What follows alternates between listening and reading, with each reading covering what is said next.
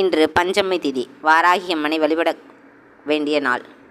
தனமழை பொழிய, கடன் தொல்லை தீர, எதிரிகளை வெல்வதற்கும் பில்லி சூனியத்திலிருந்து விடுபடுவதற்கும் நம் வாராகி அம்மனை வேண்டி வழிபட வேண்டிய நாள் இன்றாகும்.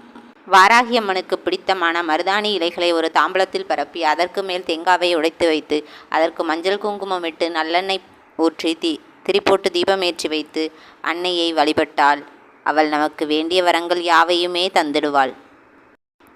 நெய்வேத்தியமாக நம்மளால் முடிந்த எதை வைற்றாலும் அவள் ஏற்றுக்கொள்வாள். நம் குறைகளுக்கு செவிசாய்க்கும் கண்கண்ட தெய்வம் அவள் வாராகித்தாய். அன்னையை வேண்டி வழிபடுவதற்கு ஒரு எளிய காயத்ரி மந்திரம்.